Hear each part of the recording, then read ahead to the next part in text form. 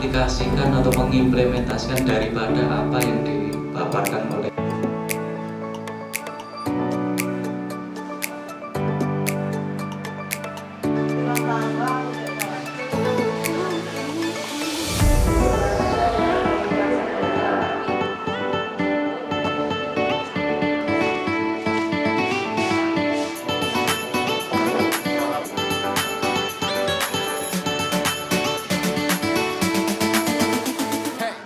Assalamualaikum warahmatullahi wabarakatuh.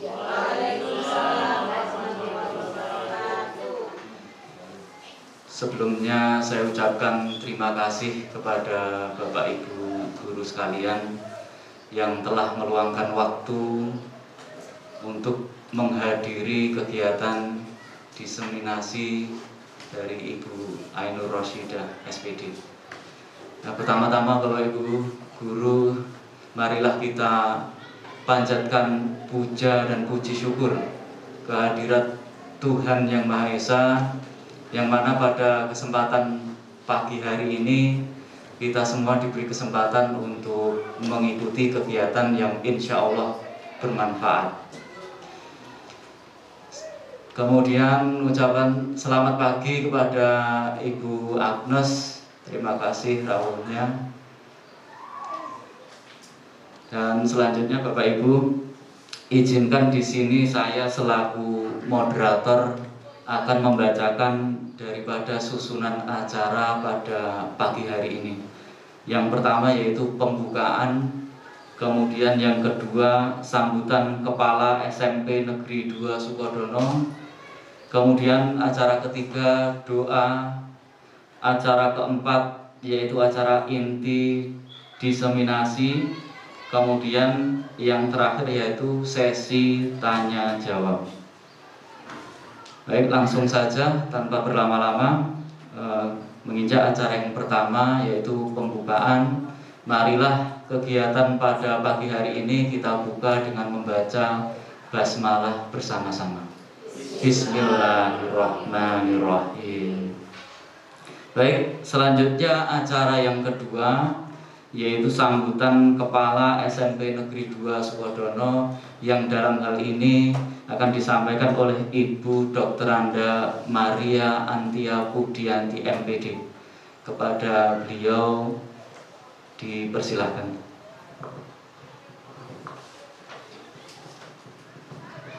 Bismillahirrahmanirrahim. Assalamualaikum warahmatullahi wabarakatuh.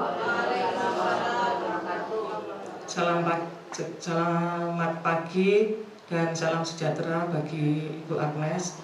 Pertama-tama kita panjatkan puja dan puji syukur kehadirat Allah Subhanahu wa Ta'ala karena rahmat dan hidayahnya sehingga pada hari ini Bapak Ibu bisa melaksanakan tugas rutin kita di SMP Negeri 2 Sukodono yang kita cintai ini.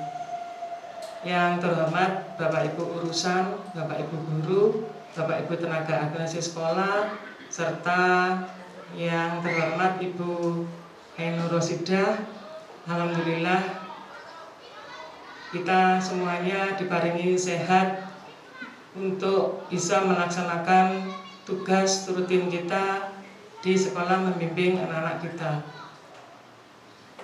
Rasa syukur ini perlu kita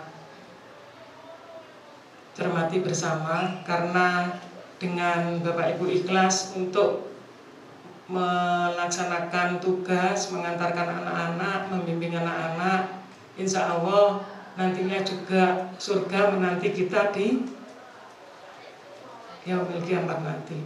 Bapak Ibu, jadi dari anak-anak kita yang berjumlah sekitar 560,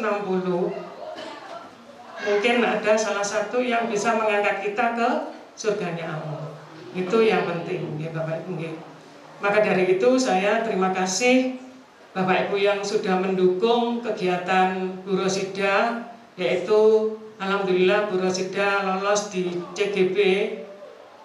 Ini juga dengan Bu Hasanah, ya juga Bu Rosyidah. Sekarang Bu Rosyidah sudah mulai untuk mengikuti kegiatan-kegiatan yang nantinya harus dilaporkan ke kementerian. Maka dari itu saya minta dukungan dari Bapak Ibu semua karena mengantarkan teman kita yang membanggakan ini adalah sangat membanggakan. Walaupun kita bukan sekolah penggerak, tetapi apapun nantinya kita harus sudah mengikuti ritme yang ada di sekolah penggerak, terutama karena kita adalah sudah masuk di kurikulum Merdeka.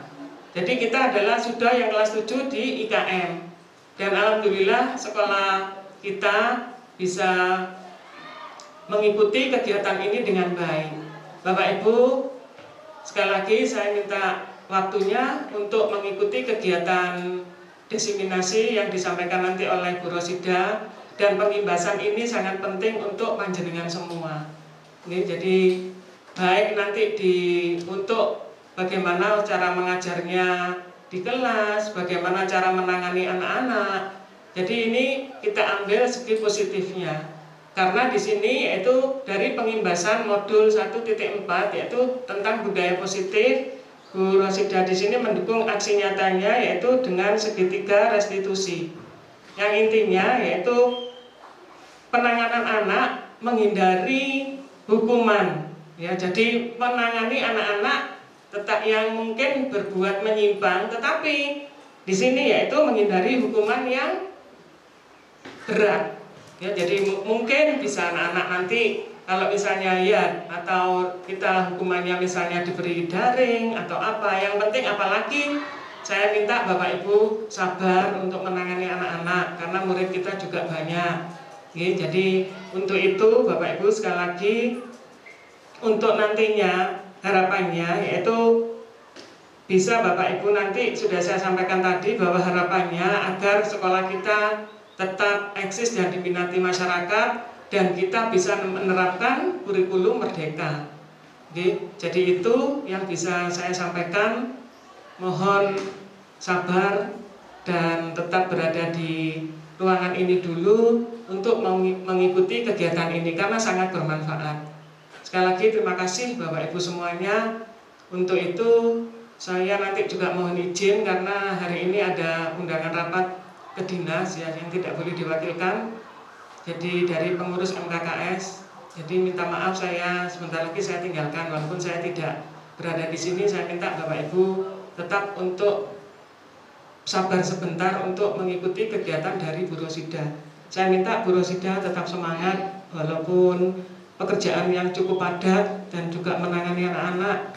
Mudah-mudahan Bu Rosida diparingi sehat dan lancar sampai nanti untuk kegiatan aksi nyata ini biar selesai sampai nanti Bu Rosida juga mendapatkan hasil yang maksimal. Sekali lagi terima kasih Bapak Ibu yang Pak Wajar dan Bapak Ibu urusan yang sudah membantu kegiatannya Bu Rosida, juga Mas Helmi berdua.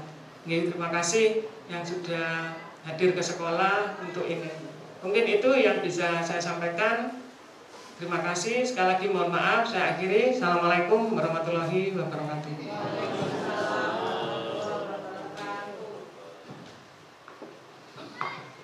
Baik, terima kasih kepada Ibu Kepala Sekolah SMP Negeri 2 Sukodono atas sambutannya. Kemudian kita lanjutkan Bapak Ibu Guru, acara yang ketiga yaitu doa kepada Bapak Mujahidin SPDI, dimohon untuk maju ke depan.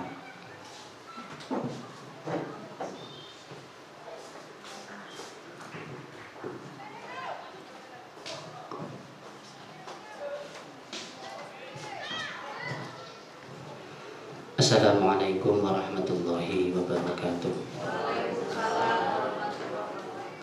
Alhamdulillah wa syukurillah ala nikmatillah. La haula wa la quwwata illa billah, amma ba'da.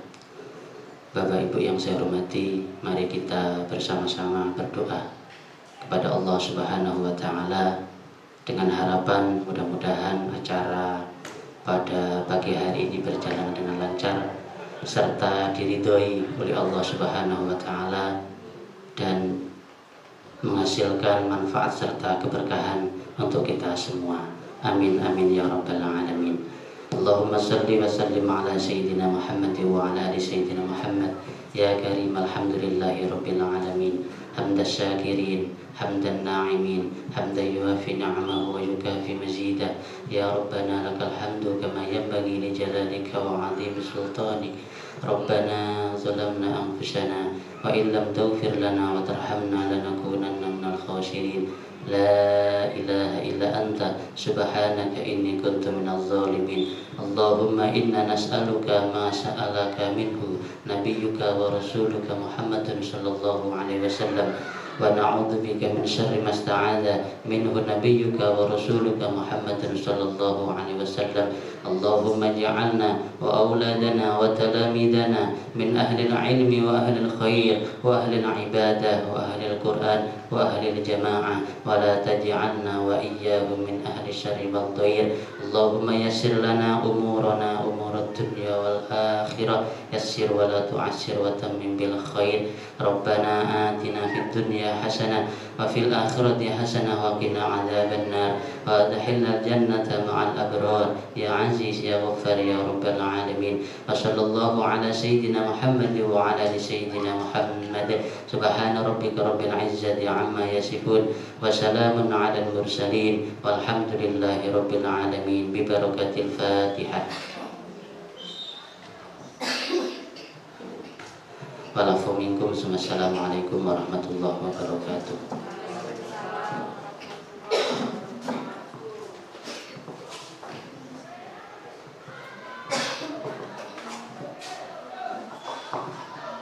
Terima kasih kepada Bapak Mujahidin SPDI telah memandu doa.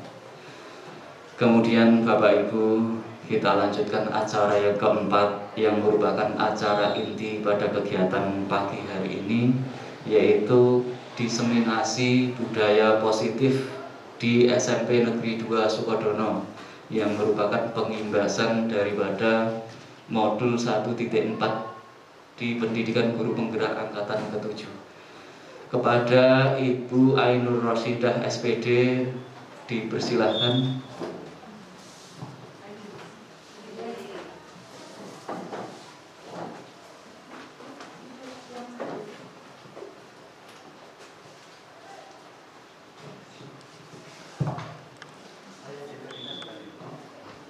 Assalamualaikum warahmatullahi wabarakatuh. Terima kasih kepada Ibu Dr. Anda Marianti Budianti MPD selaku Ibu Kepala SMP Negeri 2 Sukodono, Bapak Ibu Dewan Guru yang saya hormati, yang telah menyempatkan waktu, tenaga dan pikiran untuk berkumpul bersama di acara diseminasi atau pengimbasan modul 1.4, yaitu budaya positif serta penerapannya di sekolah. Dan ini merupakan rangkaian aksi nyata dari tugas saya sebagai calon guru penggerak angkatan 7. Dan tujuan pengimbasan ini agar nantinya budaya positif ini benar-benar terterapkan, benar-benar menjadi budaya, menjadi pembiasaan di sekolah, sehingga pada akhirnya anak-anak didik kita benar-benar bisa menjadi anak-anak sesuai dengan cita-cita nasional Indonesia, yaitu menjadi pelajar Pancasila. Seperti itu. Bapak Ibu sekalian, kalau kita bicara budaya positif, mungkin ini agak asing. Ya, yang jelas pasti ada konotasi satunya ya, ada budaya positif, ada budaya negatif. Mungkin kalau budaya negatif kita semua paham ya, seperti melihat pelajar yang merokok, miras, itu merupakan budaya negatif. Nah, dan mengapa perlu penerapan budaya positif di sekolah? Nah, untuk itu mari kita kupas, mari kita telaah bersama-sama, kita belajar di sini. Di sini kita di forum diseminasi ini, Bapak Ibu sekalian, saya yakin sebenarnya Bapak Ibu semuanya itu sudah memahami.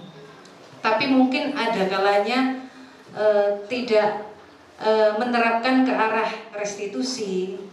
Ya, namanya kita sebagai guru, tugas kita tidak semata-mata mendidik tapi juga mengajar juga ada tugas struktural, ada kematian dan sebagainya.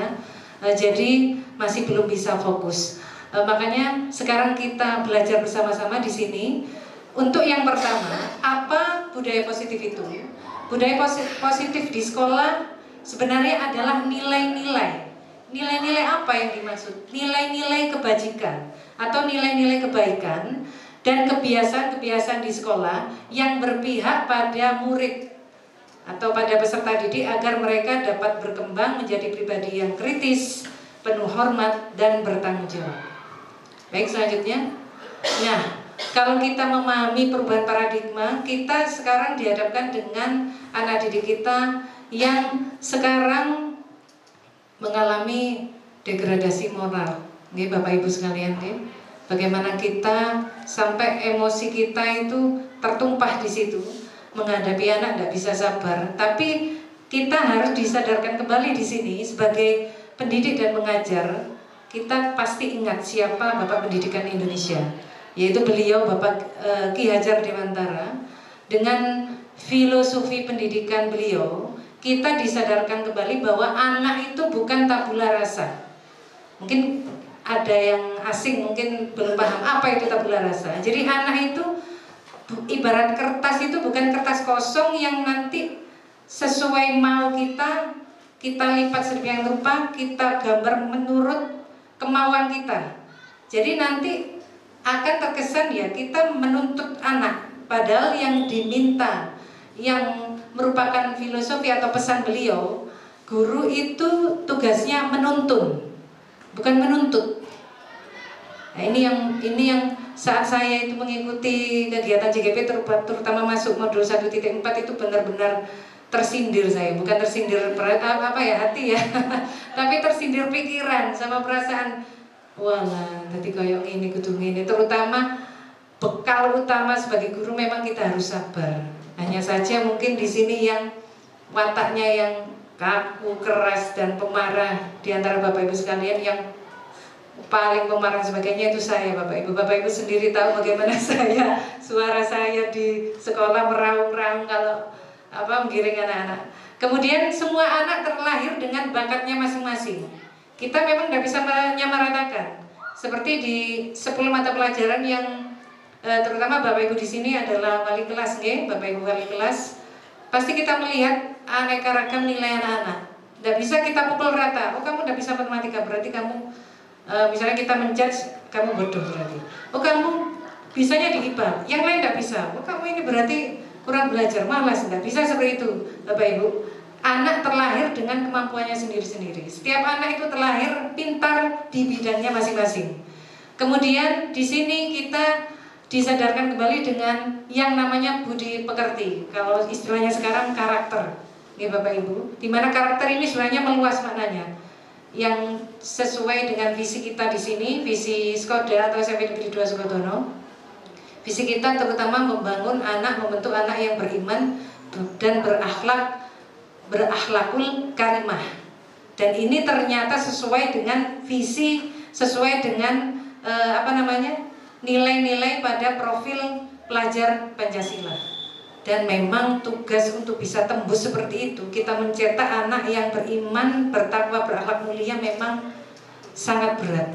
Kembali lagi kata Ibu Kepala Sekolah tadi, semoga dari sekian ratus anak ada 1-2 anak yang masih ingat kita walaupun kita sudah tiada, masih mau mendoakan kita, dan jerih payah kita, kata-kata kita bisa merasuk ke anak, kepikiran dan perasaan, sehingga mereka bisa berubah secara sadar diri dengan kesadarannya tanpa paksaan. Kemudian guru ini ibarat petani, anak atau murid ibarat biji jagung. Kalau kita memahami petani, walaupun kita bukan petani ya Bapak Ibu, petani itu tugasnya menanam, ya menanam, memberikan pupuk, menyiram tanaman. Tapi tidak bisa kita memaksa itu nanti tumbuhnya itu lain. Ngerti nggih? Karena dari kodrat alam, anak itu ada 2 kodrat secara lahir. Kodrat alam dari lahir itu punya bakat sendiri, punya bakat masing-masing. Dan juga anak ini menghadapi kodrat zaman, apalagi zaman sekarang dengan dulu berbeda. Kalau kita dulu satu sekolah tidak ada yang punya HP, kalau sekarang satu anak bisa 2 HP-nya, 3, 4 dan seterusnya. Ini Bapak Ibu ya. Kemudian pendidikan memang harus berpihak pada anak. Dalam arti bukan kita itu menurut total kemauan anak, kita menuntun, mengarahkan kemana nanti anak ini, murid kita itu ingin kemana, cita-citanya kemana, minatnya ke arah mana, seperti itu ya. Baik, selanjutnya, nah ini kemudian muncul perubahan paradigma di mana untuk membangun budaya positif, di sini sekolah perlu menyediakan lingkungan yang positif, lingkungan yang aman, nyaman agar murid-murid mampu berpikir, bertindak, dan mencipta dengan merdeka, ya, tanpa tuntutan, tapi dengan tuntunan, ya. Kemudian anak-anak mampu mandiri dan bertanggung jawab. Jadi lazimnya disiplin nanti akan dikaitkan dengan kontrol, dan dalam hal ini yang berperan penuh di sekolah yaitu guru sebagai pengontrol murid dalam setiap perilakunya di sekolah. Baik, mungkin selama ini di pikiran kita, Bapak Ibu, ada beberapa ilusi kontrol.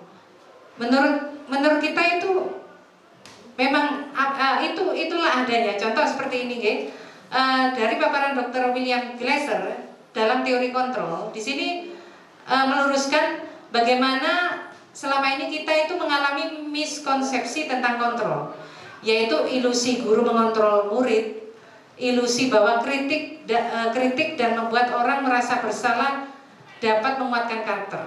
Ya, kan sering ya, tidak hanya jenengan saya, wis pokoknya kau salah, wis pokoknya salah, wis. Nah, seperti itu, sering kita melakukan seperti itu.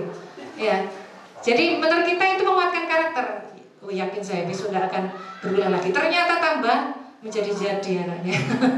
Itu ya. Kemudian ilusi bahwa semua penguatan positif, efektif dan bermanfaat. Belum tentu Bapak Ibu.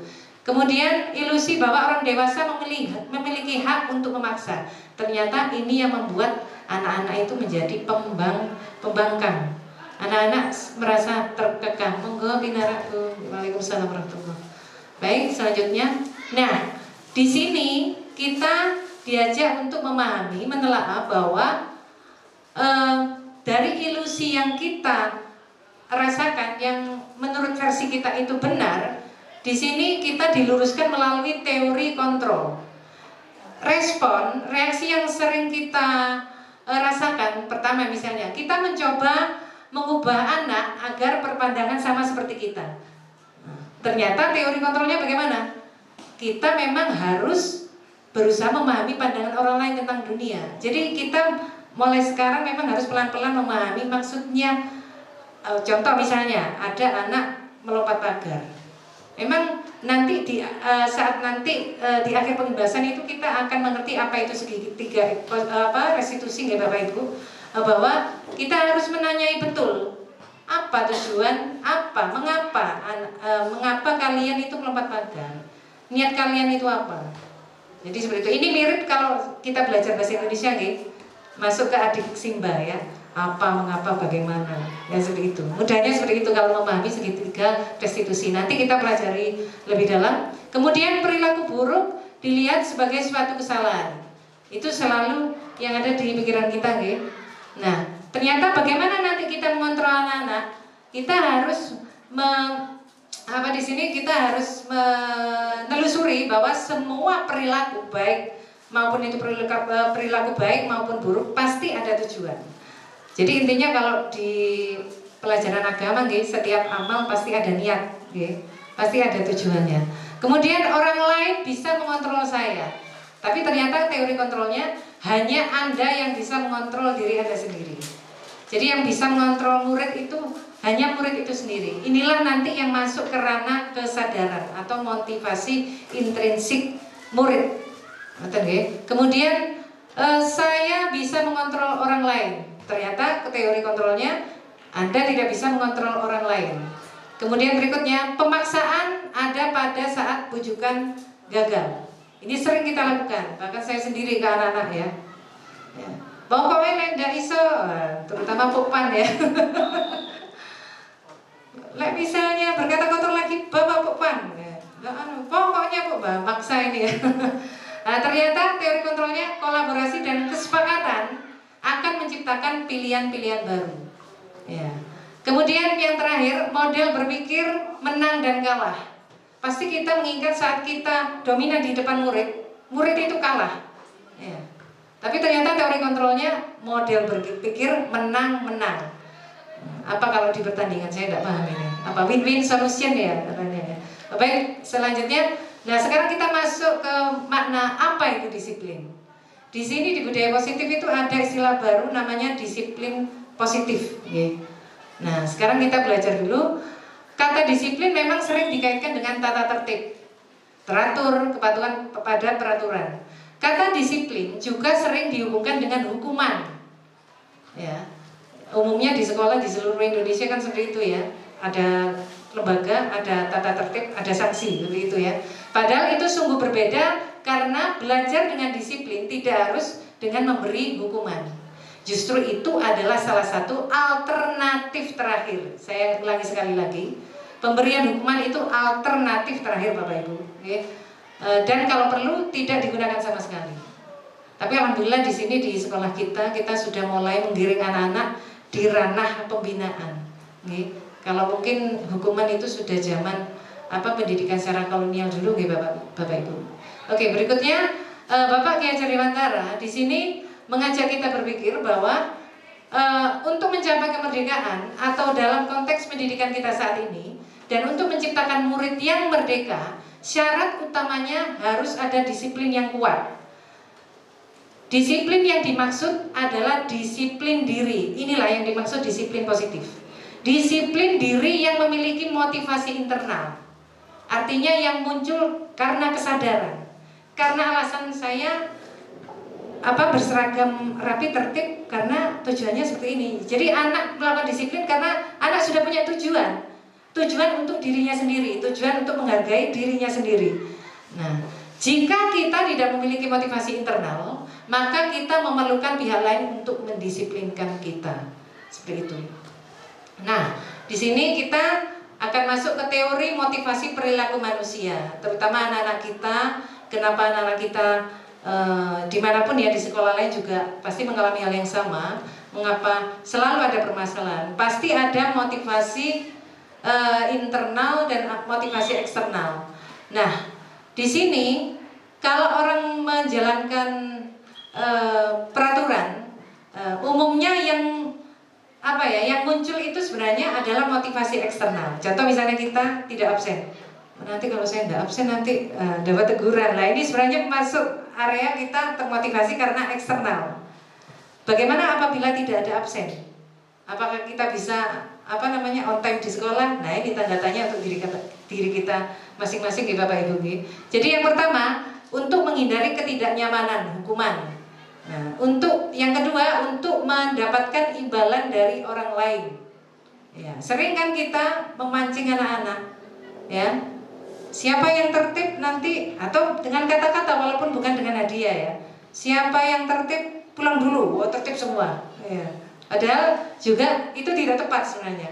Nah, yang tepat adalah motivasi internal ini merupakan tujuan disiplin positif. Bagaimana bentuknya? Contohnya, salah satunya ini alasannya tujuan motivasi internal ini untuk menghargai diri sendiri, menjadi insan sesuai harapan kita, seperti itu.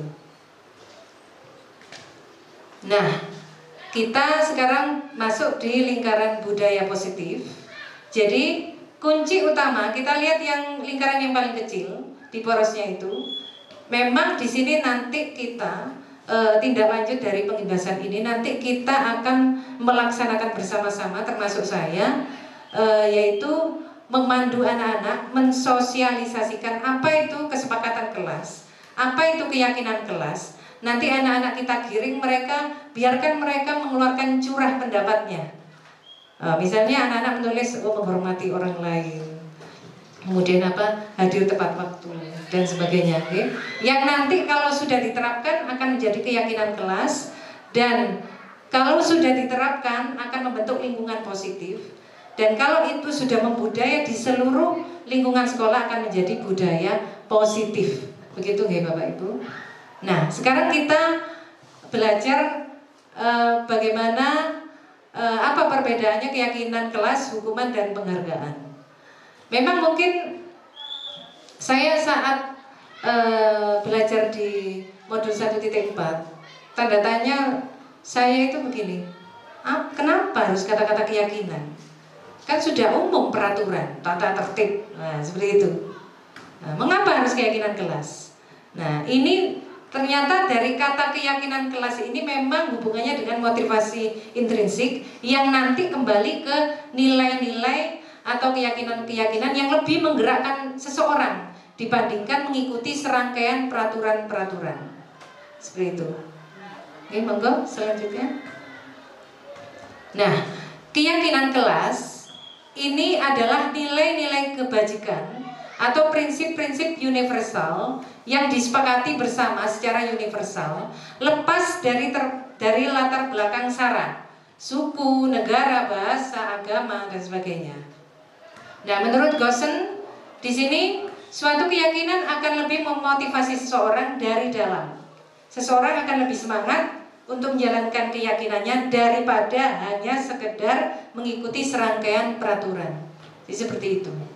Nah, untuk pembentukan keyakinan kelas, memang di sini ada syaratnya Bapak Ibu, yang nanti panjenengan terapkan bersama anak-anak. Itu tidak banyak seperti yang kita lihat peraturan tata tertib di sekolah, nih, pada seperti itu. Bisa 5 kata, bisa 10 kata. Kata-kata yang sederhana yang mudah diingat anak-anak. Yang pertama, keyakinan kelas bersifat abstrak daripada peraturan, yang lebih rinci dan konkret. Kalau peraturan kan pasti rinci konkret nih. Tata tertib ini misalnya dilarang memanjang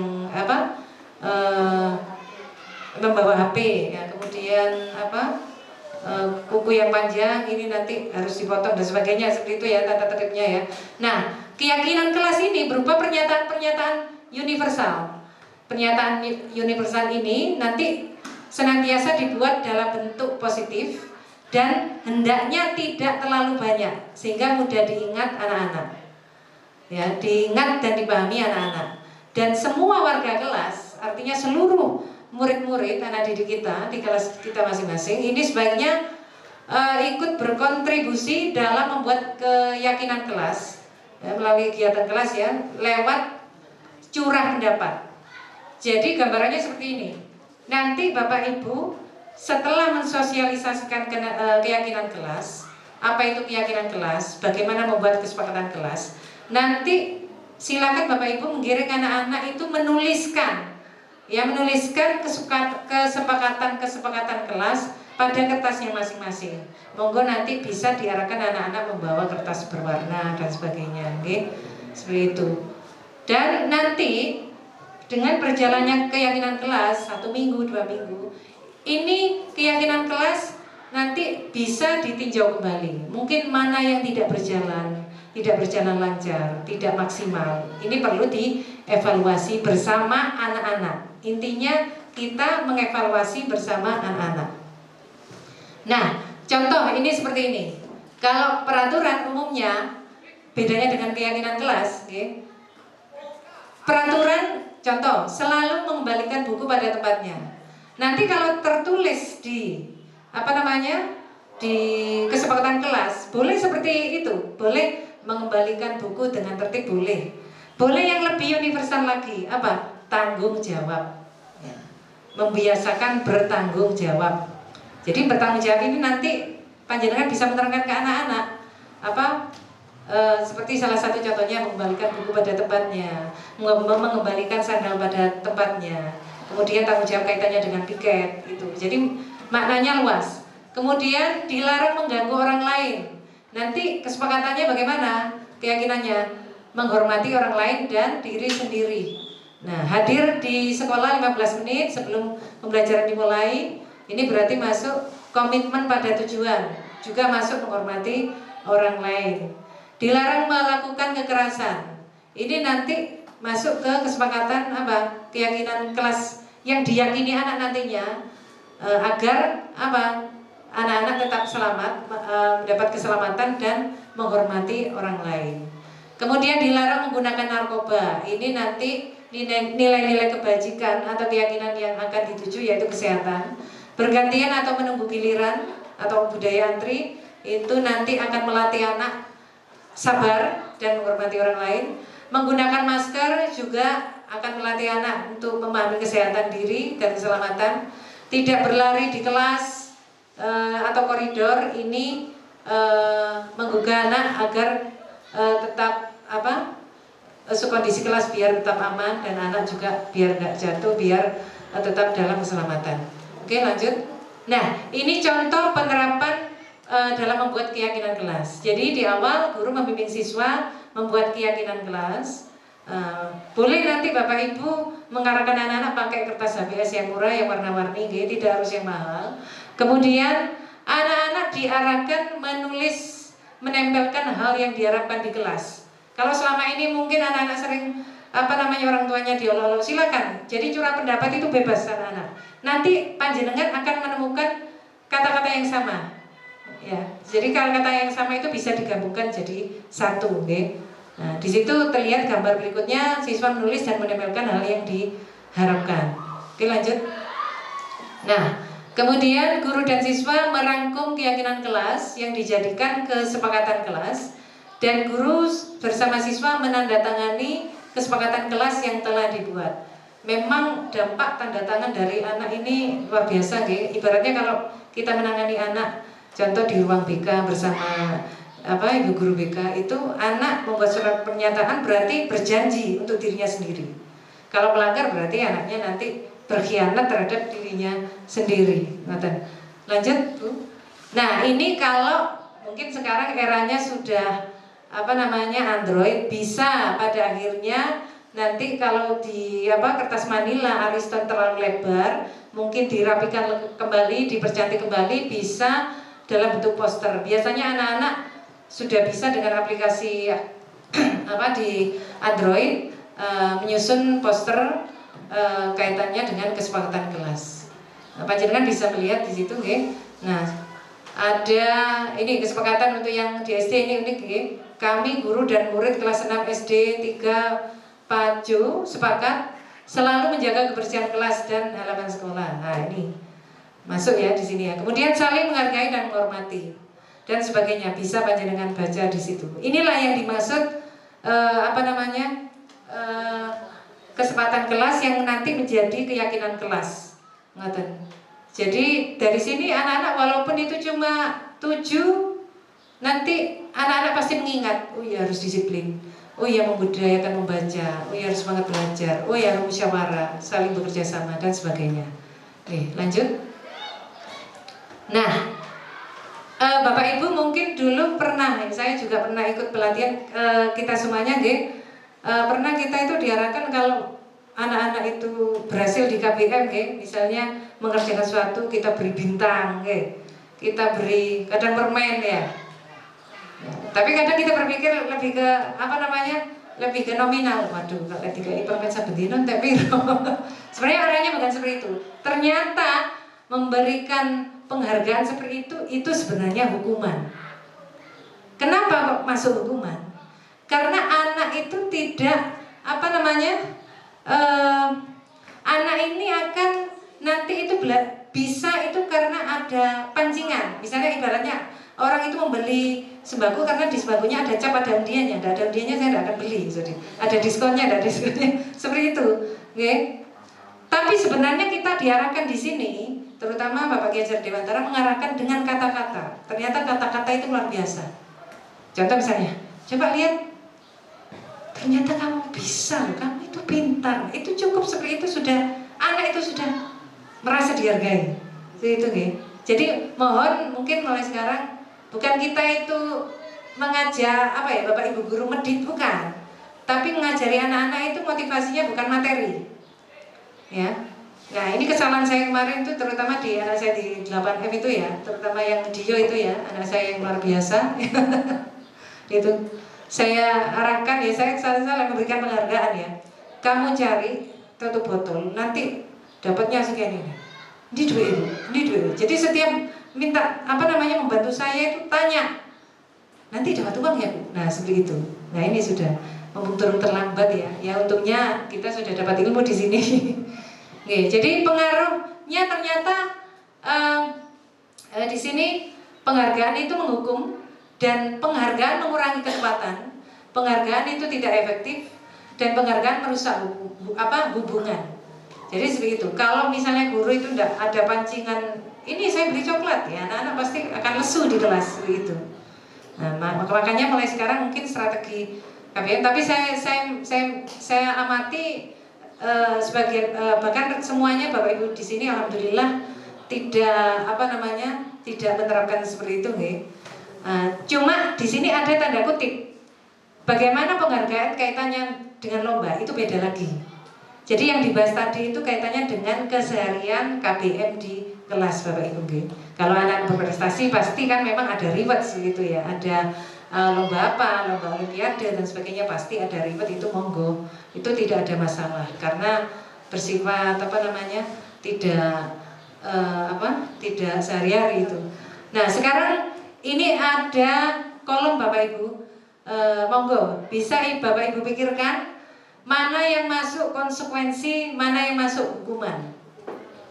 Ya, kalau nomor 1 menurut panjenengan hukuman. Nomor 2 lari mengelilingi lapangan basket 2 kali. Hukuman. Nomor 3 murid diminta push up. Hukuman. Nomor 4 mengganti kertas tugas teman yang telah dicoret-coret. Konsekuensi. Nomor 5 membersihkan tumpahan air di meja tulis. Konsekuensi. Nomor berikutnya meminta murid tidak mengenakan sepatu seharian di sekolah karena tidak mengenakan sepatu hitam. Ada yang konsekuensi, ada yang hukuman. Bimbang ya Bapak Ibu, artinya bimbang sekarang. Kemudian lari mengelilingi lapangan basket 2 kali karena terlambat. Ya. Ada yang konsekuensi, ada yang hukuman. Oke, selanjutnya. Nah, ini jawabannya Bapak Ibu. Ternyata, nah, bisa panjenengan lihat mana yang hukuman, mana yang konsekuensi. Oh, bener Bu. Ya, gitu ya. Jadi memang kita diarahkan jangan sampai menghukum anak, ya. Itu sebenarnya masuk ke konsekuensi, Bapak Ibu. Nah, baik, selanjutnya mungkin kita masih bingung apa perbedaan hukuman dan konsekuensi. Mari kita belajar bersama-sama. Kalau hukuman itu sesuatu yang menyakitkan harus terjadi. Kalau konsekuensi sesuatu harus terjadi. Kalau saya melakukan ini pasti akan terjadi seperti ini. Nah, itu konsekuensi. Ya, kemudian hukuman membuat anak sakit baik fisik maupun hati untuk jangka waktu yang lama, jadi membekas. Bahkan sudah dewasa anak masih ingat guruku biyen gini. Nah, seperti itu. Kemudian kalau konsekuensi membuat anak merasa tidak nyaman tapi jangka waktu yang pendek. Untuk hukuman, anak membenci kedisiplinan. Sedangkan konsekuensi anak menghargai kedisiplinan. Kalau hukuman di sini memang memaksa, okay? Kalau konsekuensi stimulus dan ada tanggapan. Untuk hukuman mendorong anak menyakiti diri sendiri. Kalau konsekuensi mendorong anak agar mudah menyesuaikan dirinya. Untuk hukuman konsep diri yang buruk. Sedangkan untuk konsekuensi konsep diri yang baik. Untuk hukuman anak belajar menyembunyikan kesalahan. Konsekuensi anak belajar mematuhi peraturan. Kalau hukuman pasti anak itu responnya marah, rasa bersalah, dipermalukan, merasa tidak dihargai. Kalau konsekuensi kehilangan hak, dibuat tidak nyaman, diasingkan untuk sementara. Nih, baik lanjut. Nah, kenapa anak-anak kita di sekolah ini kok selalu muncul permasalahan? Ternyata di sini kita diarahkan bahwa ternyata setiap manusia itu punya kebutuhan dasar, Bapak Ibu. Rasa ingin dicintai, maksudnya ada cinta kasih, ingin diterima di kelompoknya misalnya ya. Kemudian ingin menguasai, kemudian ingin mencari kesenangan, dan kemudian untuk mencari kebebasan dan untuk bertahan diri, seperti itu. Jadi ada 5 kebutuhan dasar. Baik, selanjutnya. Ini ada contoh bagaimana respon panjenengan Ibu Ani, guru kelas 5 di SD Pelita Hati, sedang bingung menghadapi ulah salah satu murid di kelasnya. Namanya Agus, okay? Mohon maaf, ini nama kan universal juga. Beberapa anak telah datang dan mengeluhkan Agus yang seringkali meminta bekal makan siang mereka dengan paksa. Jika Anda menghadapi situasi seperti Ibu Ani, apa yang akan Anda lakukan? Menurut Anda, kira-kira apa alasan Agus melakukan hal itu? Kalau kita masuk ke 5 kebutuhan dasar, masuk area mana menurut jenengan? Apa penguasaan? Apa ingin diterima, cinta kasih? Apa bertahan, survival ya? Apa freedom? Survival ya, takut lapar ya? Takut lapar ya, makanya memaksa ya, target makanan. Baik, selanjutnya. Nah, dalam konteks penerapan disiplin positif, Ibu Ani, langkah ini contoh yang dilakukan Bu Ani bisa kita ikuti ya, kita teladani. Ibu Ani sebaiknya mencari tahu alasan Agus melakukan tindakan tersebut agar mengetahui kebutuhan mana yang sedang berusaha dipenuhi Agus. Yang pertama, apabila jawaban Agus karena ia lapar dan orang tuanya tidak membawakannya bekal makan, maka kebutuhannya bertahan hidup. Kemudian apabila jawaban Agus karena ia senang temannya jadi memperhatikan dia, kebutuhannya adalah cinta dan kasih sayang. Jadi ingin diterima. Mungkin selama ini digojolkan teman. Okay. Kemudian apabila jawaban Agus dia merasa hebat karena temannya jadi takut dan menuruti keinginannya, nah, kebutuhannya berarti penguasaan, ingin dapat pengakuan. Ya, mungkin Bapak Ibu bisa tahu, mungkin contoh-contoh anak-anak kita di sini. Okay. Kemudian apabila jawaban Agus karena dia merasa bosan dengan bekal yang dibawa ibunya, karena selalu membawa bekal yang sama, maka kebutuhannya adalah kebebasan atau kebutuhan akan pilihan. Yang terakhir, apabila jawaban Agus karena iseng saja dan dia menikmati ekspresi wajah temannya yang kesal karena diambil makanannya, kebutuhannya adalah kesenangan atau jahil ya di sini ya. Jadi ini panjenengan bisa menelusuri di sini apabila menemukan berbagai permasalahan anak didik kita. Baik, selanjutnya. Nah, lantas kalau kita menangani anak, okay, kita harusnya di posisi mana Bapak Ibu? Apa kita di posisi penghukum? Di sini ada 5. Selama ini kita di posisi mana? Di penghukum? Apa kita pembuat merasa bersalah? Apa kita posisi sebagai teman mereka? Apa kita menjadi pemantau? Apa kita di posisi manajer? Di manakah posisi yang harus kita tempati? Yang di situ kaitannya nanti dengan segitiga restitusi dan penerapan budaya positif di sekolah. Sekarang kita lihat Bapak Ibu, memang tulisannya agak kecil di sini ya.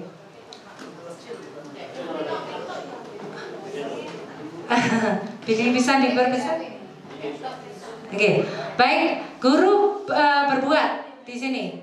Kalau di penghukum menghardik, menunjuk-nunjuk, menyakiti. Ya. Kemudian kalau di guru posisi pembuat merasa bersalah, berceramah mengatakan seharusnya ibu kecewa sekali ya anak merasa bersalah. Okay. Kemudian di posisi teman. Kenapa? Ya wis gak apa-apa wis aja kondo sapa-sapa. Nah ini ini harus pada kondisi seperti itu ya.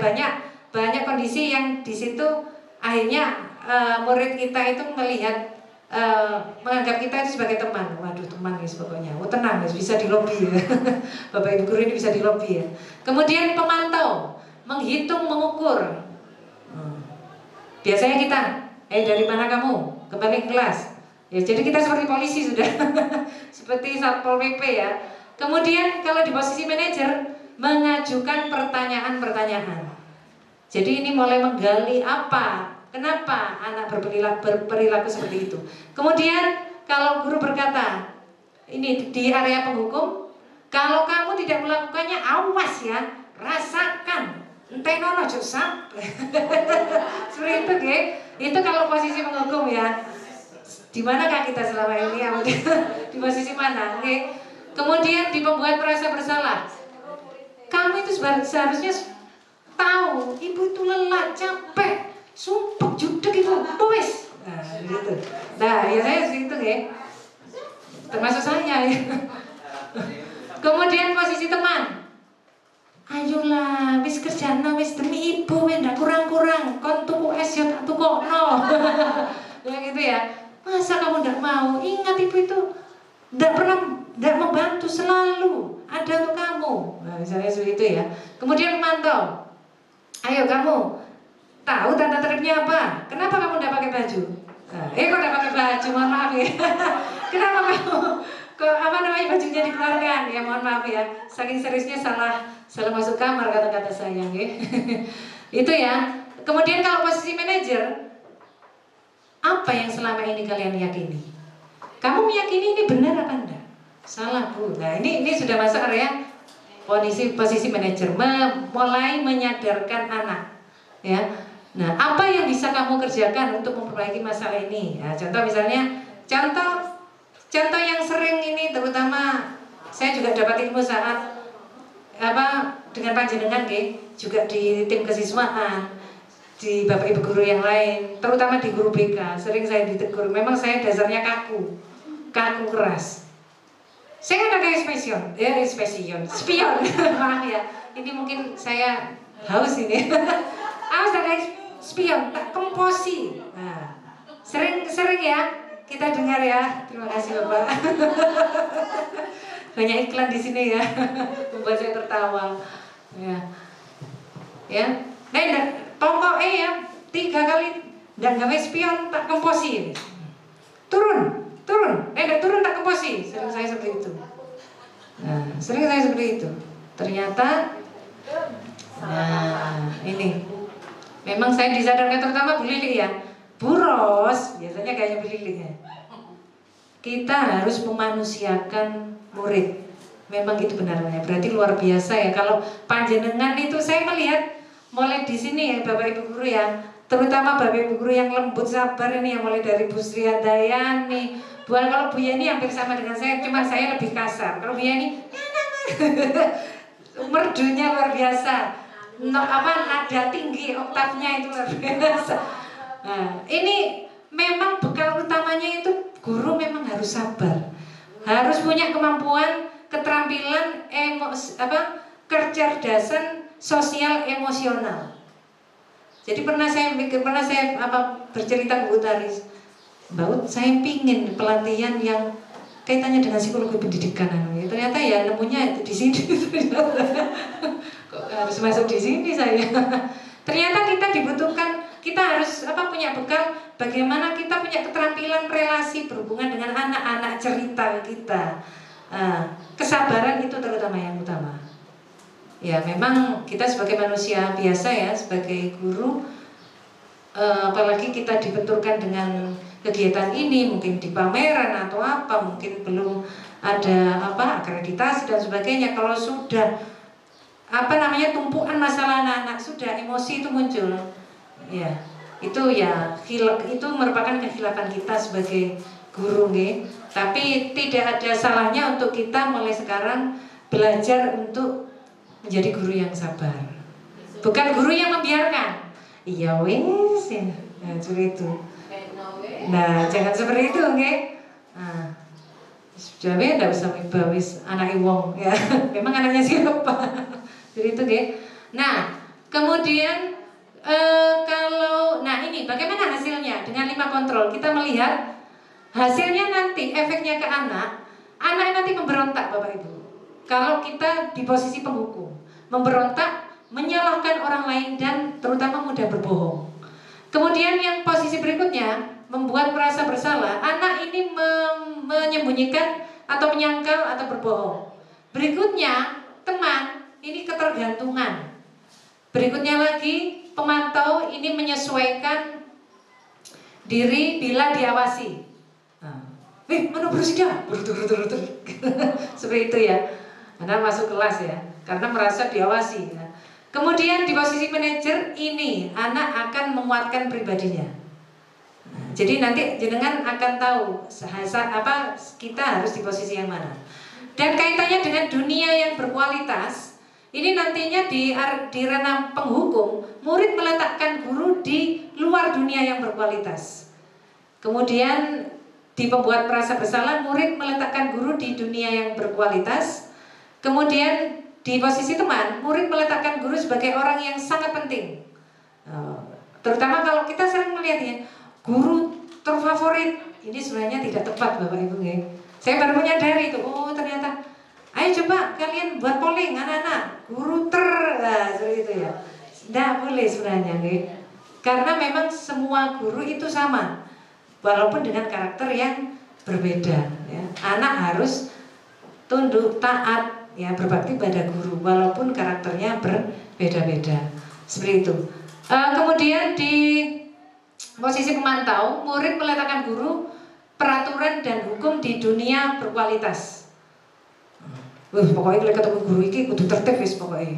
Jangan sampai sisian sepatunya, sampai takut sama ketemu guru, ketemu gurunya sampai bersebelahan sepatunya ya, warnanya tidak sama. Kemudian di manajer, murid meletakkan dirinya sebagai individu yang positif dalam dunia berkualitas. Nah, di sini murid mulai merasakan bagaimana menghargai dirinya sendiri. Kemudian murid berkata, kalau kita di posisi penghukum, wah biarkan saja nanti juga marah-marah lagi, wajah ini ngamukan, berosida itu ya. Kemudian membuat merasa bersalah. Ya Bu, maafkan saya Bu. Sering saya melihat anak, saya mau marah, murung, nggak jadi. Ya Bu, nggih Bu, kula panci salah. Apalagi kalau sudah boso halus ya murung, mau marah itu nggak jadi sudah saya. Kemudian di posisi teman, saya kira Bapak itu teman saya, nah gitu ya. Ini tidak enaknya kalau kita iya betul, terlalu akrab ke murid sehingga hanya kita lupa mana batas-batas antara murid dan guru. Terutama yang sering kita lihat, anak itu akhirnya tidak boso, istilahnya tidak kromo, ya ke Bapak Ibu guru.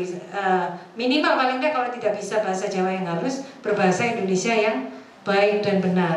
Kemudian di posisi pemantau, waduh, ini saya harus dapat banyak bintang ini. Nah ini ya, mengejar sebuah reward tanpa diiringi dengan kesadaran. Kemudian kalau di posisi manajer, bagaimana cara saya bisa memperbaiki keadaan? Jadi anak mulai berpikir tentang dirinya sendiri untuk memperbaiki kesalahannya.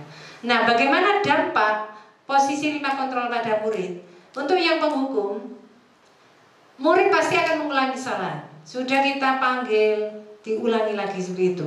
Kalau pembuat merasa bersalah, merasa down, merasa rendah diri. Posisi teman akan lemah, tidak mandiri, tergantung pada gurunya. Kalau pemantau, menitik beratkan pada sanksi atau hadiah untuk dirinya. Nah, kalau manajer, dia akan mengevaluasi diri, bagaimana cara memperbaiki diri. Baik, selanjutnya. Nah, sekarang kita masuk ke restitusi. Kalau tadi keyakinan kelas panjenengan sudah paham, nanti kalau bingung nanti bisa saya share materinya ke Bapak Ibu. Kemudian apa itu restitusi? Jangan sampai keliru. Restitusi, apalagi prostitusi ya, beda ke Bapak Ibu ke? Restitusi. Ya, takutnya keliru ke. Kadang kita di kelas itu maunya bicara A, keliru bicara B. Ya, restitusi adalah proses menciptakan kondisi bagi murid untuk memperbaiki kesalahan mereka sehingga mereka bisa kembali kepada kelompok mereka dengan karakter yang lebih kuat. Seperti itu. Ya. Baik, nah, bagaimana ciri-ciri restitusi? Ada 9 Bapak Ibu. Pertama, restitusi ini tujuannya bukan menebus kesalahan, tapi belajar dari kesalahan. Ya. Kemudian restitusi ini memperbaiki hubungan. Restitusi ini berupa tawaran. Ya, kamu mampu melakukan apa untuk memperbaiki kesalahan, Le? Nah, misalnya seperti itu. Jadi ditawarkan yang dia mampu. Kemudian restitusi menuntun untuk melihat ke dalam diri, untuk introspeksi. Ya, kemudian restitusi mencari kebutuhan dasar yang mendasari tindakan. Restitusi diri adalah cara yang paling baik untuk memperbaiki diri. Restitusi fokus pada karakter, pada akhlak anak didik, pada tingkah laku anak didik, bukan pada karakternya ya, bukan pada tindakan. Restitusi fokus pada solusi, dan restitusi mengembalikan murid yang berbuat salah pada kelompoknya. Seperti itu. Baik, lanjut.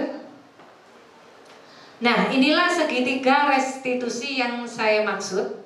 Kenapa segitiga? Sesuai dengan sisinya, nanti 3 langkah memang yang bisa digali ke anak-anak apabila kita menghadapi anak yang bermasalah.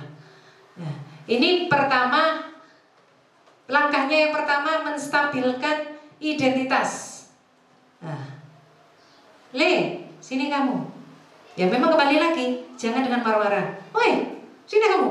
Iya, pokoknya konren. Jangan seperti itu. Ya kembali lagi, guru gandengannya segitiga restitusi tadi apa Bapak Ibu? Gandengannya dengan kontrol manager. Okay. Posisi Pak Suki mau tersenyum burung. Mohon maaf nih Bapak Ibu ya. Biar panjenengan tidak ngantuk ya. Posisi manager sudah saya tidak pakai kata sebelumnya, okay. Jadi gandengannya harus seperti itu, ya. Dan memang bekalnya harus sabar biar bisa menggali alasan anak melakukan kesalahan. Jadi kita diarahkan, kenapa Le kamu melompat pagar? Kenapa sih? Jangan takut. Saya tanya biasa, kenapa? Atlet. Oh, atlet. Ya, setiap anak pasti pernah melakukan kesalahan. Nah, seperti itu ya. Manis sekali ya kalau ditanya seperti itu ya. Kalau kita sedang sadar ya, kalau kita banyak pikiran ya, kadang seperti itu ya. Setiap orang pasti melakukan kesalahan. Kemudian kamu bukan satu-satunya yang pernah melakukan seperti ini. Jadi tujuannya digali seperti ini dengan kata-kata ini salah satu contohnya itu agar anak itu mulai membangun kepercayaan diri, berani mengungkapkan kesalahannya. Kemudian yang kedua, validasi tindakan yang salah. Tentunya kamu pasti punya alasan kenapa kamu melompat pagar. Kamu pasti punya alasan kenapa kamu minta uang temanmu. Nah, itu contohnya ya. Nah, kemudian yang ketiga, menanyakan keyakinan. Nah, selama ini kan kita membuat kesepakatan kelas, Le. Apa kira-kira kesepakatan kelas? Bu, menghormati orang lain. Nah, seperti kamu mengambil pulpennya sampai banyak, sampai seperti jualan di toko. Ya, berarti kan kamu tidak izin. Nah, seperti itu ya. Jadi langkahnya 3 ini Bapak Ibu. Iya, betul memang. Kalau seperti Ustadz Punca ini luar biasa ya. Jempol 2 swabar sedunia ya. Bu Endang Estaurina ya. Pak Majid ya. Sampai kemarin saya lihat, saya kira tidak ada gurunya. Ternyata ada beliaunya Pak Majid, luar biasa sabar. Selanjutnya, monggo Bu Hasanah. Ya, terlalu menghayati ya. Nah, ini dokumentasi penerapan segitiga restitusi. Untuk yang pertama, anak saya di 8F, Dani, ini masalah spion. Memang itu tidak di skenario, tapi waktu itu terutama yang mengetahui Ibu Sri Handayani, nah, kemudian kontaknya diberikan ke saya. Nah, ini kesempatan, ya sudah saya coba belajar segitiga restitusi. Ini perdana, waktu itu ini perdana saya coba menerapkan. Dan alhamdulillahnya setelah itu besoknya anaknya mau memasang spion sampai sekarang. Dan memang ada yang perlu saya garis bawahi ke anak, terutama tadi itu nilai-nilai kebajikan kaitannya dengan keyakinan kelas. Bukan masalah nanti ada polisi atau tilang di mana-mana, tapi keselamatan. Nah, coba kamu menoleh ke kiri kanan kalau mau nyebrang, tidak ada spion, spion lagi, tidak ada spion. Bagaimana nanti kamu kalau tiba-tiba ada motor atau mobil melaju cepat, bagaimana? Bahaya apa enggak? Kamu bisa celaka apa enggak? Iya Bu. Nah, jadi digali seperti itu. Okay? Kalau yang kedua, ya ini pasti Bapak Ibu tahu semua ya. Ini anak saya yang jadi artis ya. Dio ini terutama kerapian seragam itu, iya betul, keliling dunia kelas-kelas yang lain. Okay? Walaupun begini, memang pasti Bapak Ibu semua juga melihat kok kayak mesti sedih ini. Memang kalau kita bicara restitusi, ya, menangani anak, panjenengan pasti paham semua, tidak sekali dua kali. Jadi mengubah pikiran anak ya tidak semudah membalik telapak tangan. Memang perlu diulang-ulang. Tapi pada akhirnya, seandainya kita sudah menerapkan restitusi, sudah di posisi manajer, tetap anak bahkan malah menjadi-jadi.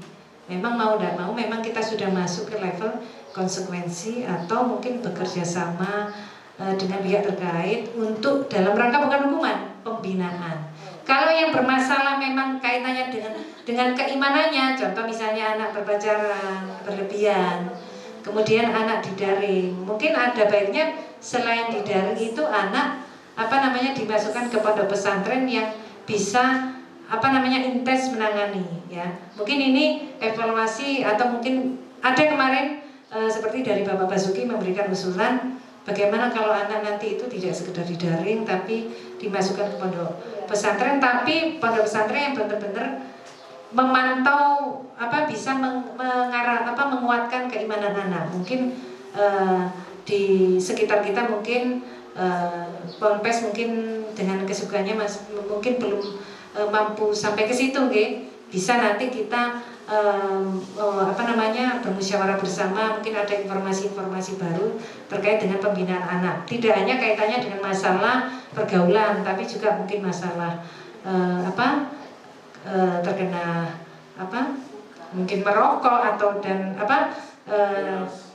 miras dan sebagainya, seperti itu.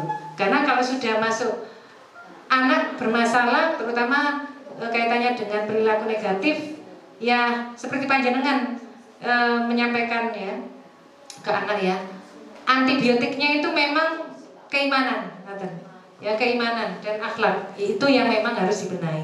Nah Bapak Ibu, di akhir penghujung diseminasi budaya positif ini ada aksi untuk kita semua, nanti begini Bapak Ibu,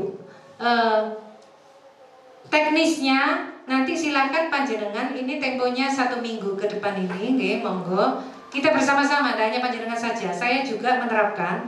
Ini nanti Bapak Ibu pasti kan ada jatah jam mengajar di kelasnya. Saat misalnya Bu Endang di 8C selaku wali kelas, nah disitulah nanti monggo segera disosialisasikan apa itu keyakinan kelas, kesepakatan kelas. Anak-anak kemudian dipandu curah pendapat dan membuat kesepakatan kelas. Nanti mungkin awalnya diawali bisa kelas 7 dulu, nanti kita membuat jadwal karena saya harus masuk ke kelasnya panjenengan semua. Saya dokumentasi, saya video dan nanti akan saya kirim ke kementerian, kemudian juga itu akan masuk ke portofolio digital. Nanti akan dicek kembali oleh pengajar praktik dan fasilitator. Bapak Ibu. Dan ini coba kita pahami dulu. Yang pertama, panjenengan sosialisasi dengan anak-anak biar anak-anak paham apa itu nilai-nilai kebajikan dan kesepakatan kelas itu apa. Kemudian yang kedua, anak-anak diarahkan curah pendapat. Jadi masing-masing anak menuliskan bisa di kertas HVS berwarna atau origami dan ditempel di kertas manila atau ariston, atau mungkin sekarang yang lagi ngetren itu yang warna hitam gitu ya, atau mungkin silakan, biasanya perkara menghias itu kan teknis. Yang utamanya intinya itu adalah isinya, kesepakatan kelas itu apa di dalamnya isinya. Dan apabila terlalu besar, ini bisa dirupakan dalam bentuk poster, bisa ukuran F4 yang di situ bisa dibuat siswa, mungkin bisa menggunakan Canva atau apa, dilaminatik monggo. Tapi yang utama saat di kelas itu yang disusun dulu, perkara nanti dipercantik monggo bisa dibentuk dicetak bisa. Kemudian sertakan tanda tangan siswa pada kesepakatan yang sudah mereka tulis. Jadi ini semacam pernyataan, semacam fakta ke anak-anak. Kemudian hasil kesepakatan kelas ditempel di dinding kelas dan dilaksanakan bersama guru dan siswa. Nah ini mungkin ada ndak enaknya untuk kita ya, apabila kita pas ada kepentingan kita kan sudah kesepakatan dengan Bapak Ibu guru hadir tepat waktu di kelas. Mana gurunya? Misalnya gitu, mana gurunya? Nah, berarti kita memang juga harus komitmen, gitu. Ya, saya Bapak Ibu, mohon jangan tersinggung, gitu. Kalau saya menyatakan seperti ini, saya juga sering meninggalkan anak-anak. Tapi memang komitmen kita tetap kita harus berikan tugas ke anak-anak sebelum kita tinggalkan karena urusan kedinasan, kepentingan. Bukan yang jelas tidak ada Bapak Ibu di sini urusan pribadi kecuali kalau uzur harus kontrol berobat dan sebagainya, itu beda ceritanya gitu. Tapi saya yakin Bapak Ibu di sini semuanya insya Allah bertanggung jawab. Okay. Kemudian sekarang masuk penerapan segitiga restitusi. Ini juga nanti beberapa untuk yang dokumentasi beberapa Bapak Ibu saya foto, okay. Dan saya video. Dan untuk penerapannya memang monggo semuanya serentak menerapkan, mulai belajar menerapkan. Kaitannya dengan segitiga restitusi. Nah, kalau sudah masuk slide terima kasih sudah, alhamdulillah terima kasih sudah selesai. Bapak Ibu, dari keseluruh materi awal hingga akhir, kesimpulannya intinya memang begini. Yang saya pikirkan, mendidik dengan mengajar. Menurut panjenengan lebih mudah mana? Mendidik dengan mengajar. Iya, mantap sekali ya, mengajar. Kalau sudah mendidik pusing. Nah, di sini kita sudah diberikan ilmu, okay. Saya memang pernah ya saat digonceng Bu Lili itu ke anak 8F ya. Di sepanjang bulan Tebu itu. Susah Ibu dados guru niku. Iya, beras saya diceramai sudah Bu Lili dapat ilmu lagi. Walaupun anaknya ya masih balelo, ya memang itulah kembali lagi ya, mendidik dengan mengajar lebih mudah mengajar. Ya. Bahkan kalau kita pilih pintar mana YouTube dengan kita, masalah mengajar YouTube. Tapi kalau mendidik memang jangan, kita tidak bisa berkata apa-apa ya, intinya guru itu sudah muaranya, Bapak Ibu.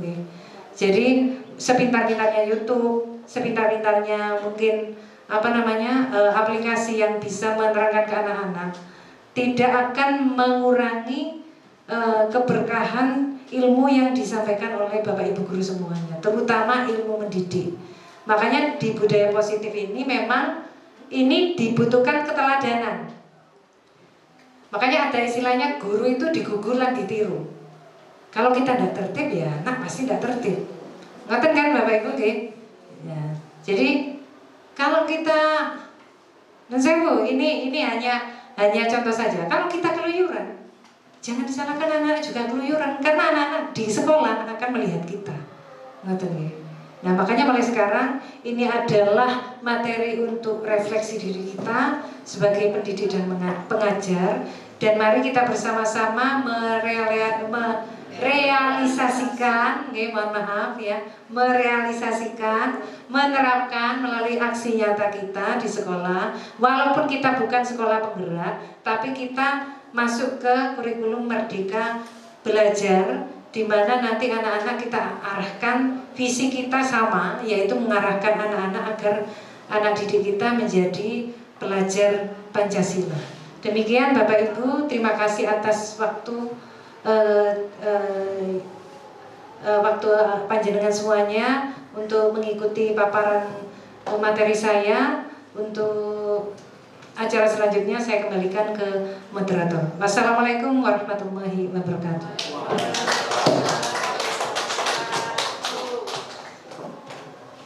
Baik, terima kasih kepada Ibu Ainur Rosyidah SPD yang telah banyak sekali tadi memaparkan mengenai apa itu budaya positif ya, dan juga kiat-kiatnya, dan juga ilmu tentang segitiga restitusi yang harapannya dari kegiatan ini semua Bapak Ibu guru bisa menerapkan di kelasnya masing-masing ya, utamanya Bapak Ibu wali kelas ya. Kemudian Bapak Ibu, acara yang terakhir yaitu sesi tanya jawab. Nah, di sini untuk sesi tanya jawab akan ada 2 termin ya. Ya, di mana satu terminnya itu sebanyak 2 pertanyaan. Ya. Baik, langsung saja untuk termin pertama, monggo Bapak Ibu Guru, 2 pertanyaan.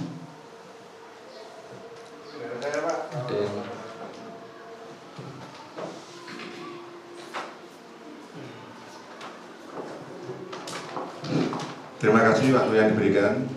Saya bertanya terus untuk budaya positif. Budaya positif itu apa enggak lebih cenderung ke apa? BP atau BK ya? Terus apakah ini nanti juga berpengaruh terhadap nilai yang diberikan kepada anak didik kita sesuai dengan mapel masing-masing? Sementara itu saja mungkin Pak.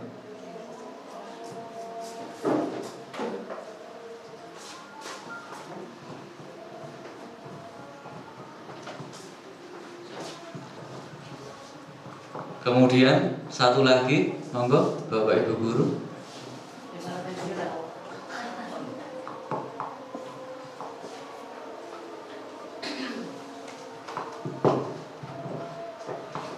Terima kasih. Pertanyaan saya, bagaimana cara menangani siswa yang membuat ulah itu diulang-ulang terus? Sudah diberi, ya katakan tadi katanya bisa jadi buku, jadi teman dan seterusnya sudah dilaksanakan. Cara yang terbaik bagaimana supaya anak itu bisa berbuat baik, terutama tentang kedisiplinan, misalnya pakaian tidak pernah dimasukkan, dasi dan seterusnya. Jadi anak itu sudah berulang kali dan hampir setiap hari Bapak Ibu Guru memperingatkan, tetapi toh tetap dilaksanakan. Terima kasih.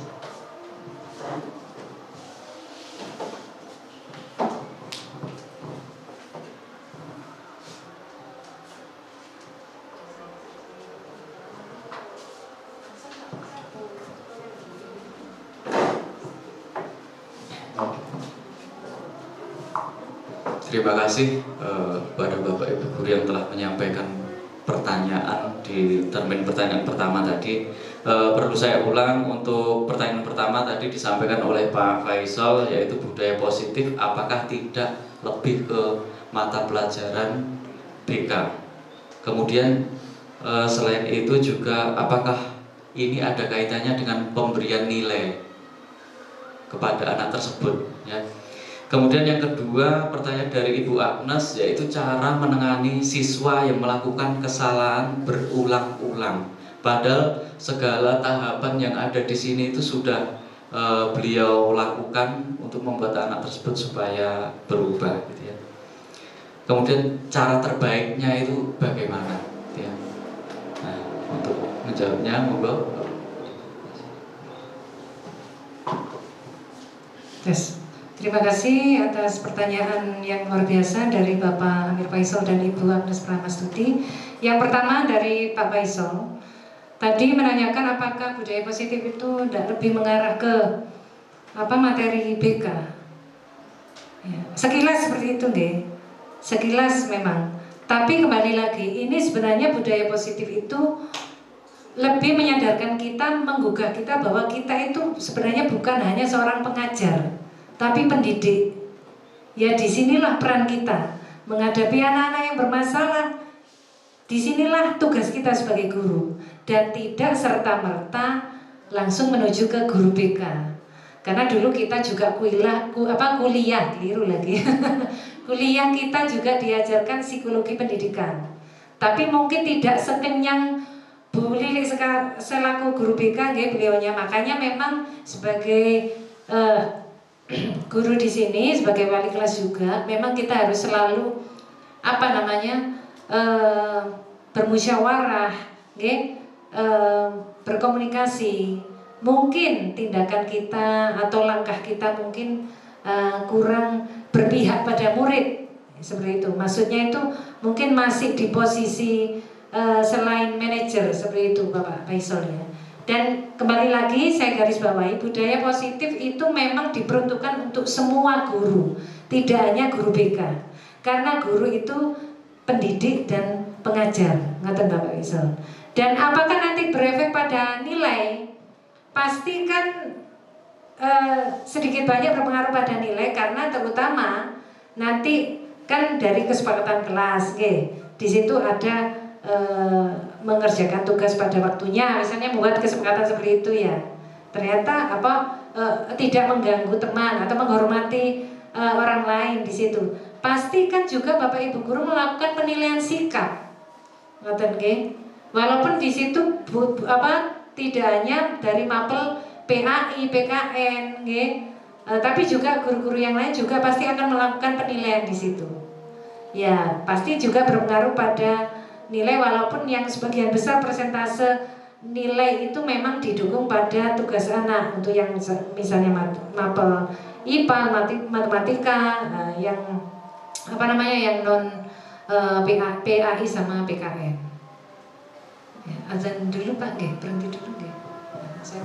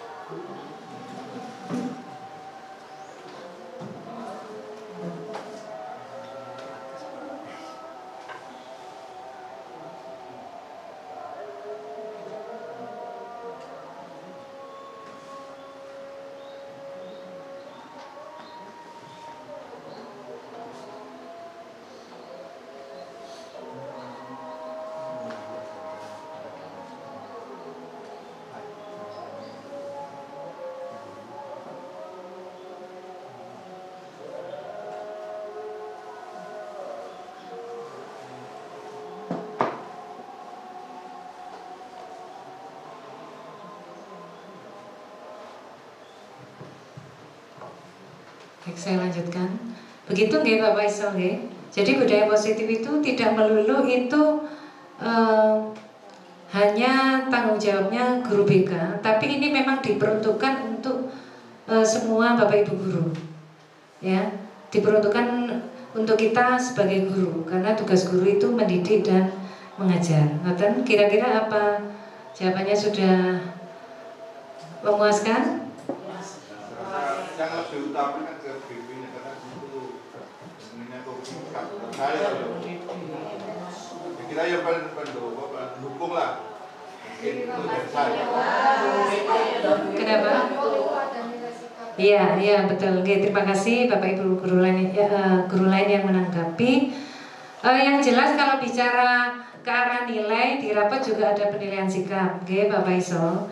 Tapi kembali lagi, budaya positif ini mohon juga kepada Bapak Ibu guru semuanya, jangan sampai kita itu sekedar ini sekedar ilmu, saya terapkan sekarang, habis itu sudah. Jadi hanya di awal saja kita semangat ya. Ini terus berlanjut karena memang ini dampaknya nanti luar biasa, okay? Karena kita berusaha untuk membiasakan anak-anak untuk menghargai dirinya sendiri. Bagaimana anak-anak untuk mengalami perubahan karakter.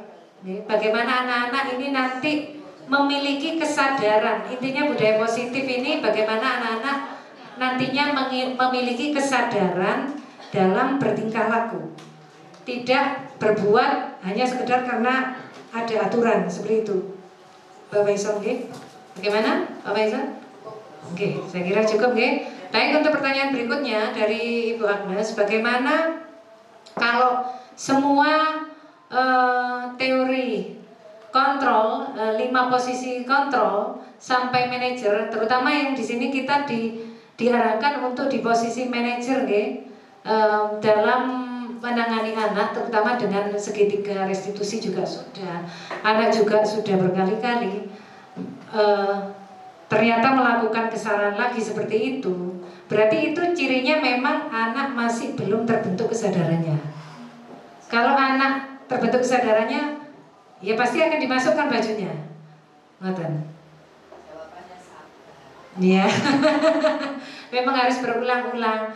Dan apakah perlu naik level ke konsekuensi? Tidak apa-apa Bapak Ibu, asal kita coba tidak memperlakukan kehukuman, ya seperti itu. Contoh misalnya, bagi yang tidak rapi seragamnya atau misalnya pramuka, itu asduk kok dipakai pecut, padahal asduk itu merah putih lambang negara. Bagi yang asduknya dibuat mainan, silakan menyanyikan lagu Indonesia Raya di tengah lapangan, misalnya menyanyikan bersama-sama lagu Indonesia Raya. Ya, seperti itu. Masuk konsekuensi itu. Atau di depan temannya. Bahkan sekarang masih banyak kan anak-anak didik kita ya. Ya, mungkin ada yang masih belum hafal lagu Indonesia Raya itu. Jadi saat pembiasaan di kelas masih komat kamit. Seperti itu nggih Bu Agnes nggih. Jadi kalau memang sudah berusaha, sudah benar-benar dengan validasi tindakan, dengan dengan pengembalian identitas, dengan keyakinannya sudah seperti itu, sudah 3 sisi dilakukan, tapi tetap kembali lagi memang kita itu mengubah pikiran anak. Ibaratnya misalnya penggembala itu menggiring kambing kan juga kadang kambing ada yang ke sana ke sini ya. Apalagi manusia seperti itu nih. Ya, kembali lagi seperti yang disampaikan Bu Lili. Bekal utama kita sebagai guru sabar ya, ini ya. Memang pahalanya sabar luar biasa, tapi bukan sabar yang jangan wis apa-apa seperti itu ya, Bapak Ibu ya. Sabar dalam arti kita bagaimana dengan tindakan seperti ini, bagaimana dengan alternatif seperti ini, tetap di ranah pembinaan, bukan hukuman. Ya, seperti itu. Ngoten Bu Agnes. Nggih, terima kasih. Saya kembalikan lagi ke moderator.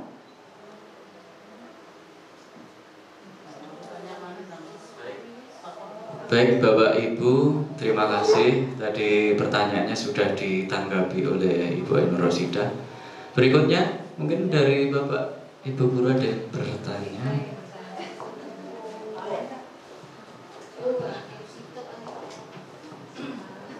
Ini suaranya merdu. Terima kasih Bu Ros atas ilmu yang diberikan. Seperti yang sudah dicontohkan di atas itu ada 5 posisi kontrol. Posisi guru itu ada penghukum, membuat merasa bersalah, dan sampai manajer. Selama ini saya real saja ya yang sudah saya laksanakan. Ini ada salah satu siswa kami juga yang kita sudah berusaha untuk menjadi teman, pemantau, dan manajer. Nah, mungkin juga apa yang saya lakukan juga masuk penghukum, tapi kami atau saya utamanya bahasa Inggris itu punya di awal pembelajaran itu selalu membuat yang namanya kesepakatan kelas, tapi khusus bahasa Inggris. Dan ini pun anak-anak sudah sepakat jika seperti ini konsekuensinya seperti ini, anak-anak sudah paham, dan anak-anak juga dia memang saya tidak tertulis tapi secara lisan, dan anak-anak pun sudah paham akan itu. Kemudian ini yang saya lakukan, apakah saya ini masuk di menghukum jika saya sudah kesepakatan jika tidak mengerjakan sesuatu tugas atau apapun yang lain yang berhubungan dengan bahasa Inggris, sudah satu kita panggil saja, sudah kita sebagai tadi ya prosesnya kan bertanya dulu alasannya apa dan sebagainya. Kami sudah melaksanakan seperti itu. Anaknya sebenarnya tidak bermasalah, cuma tugas saja yang tidak dikerjakan. Anaknya juga tidak nakal. Kalau beda dengan yang kasusnya Bu Agnes tadi, itu kan bermasalah. Nah, ini anaknya tidak bermasalah. 2, kita sudah panggil, kita kasih contoh tadi disuruh nyanyi, sudah. Anaknya sudah janji minggu depan seperti ini. Kemudian 3 lagi juga sudah. Kita kasih dispensasi, yes, besok ya. Baru yang 4, maaf, saya ini tidak mengizinkan anak tersebut untuk mengikuti pelajaran saya sampai anak ini bisa memberikan tugasnya ke saya. Satu, saya minta maaf di kelas seperti itu. Nah, apakah saya ini termasuk juga masuk di ranah sudah penghukum atau yang lain? Nah, itu satu. Kemudian bagaimana solusinya saya kalau memang itu saya sudah melakukan masuk di penghukum, supaya saya tidak jadi penghukum seperti itu. Terima kasih.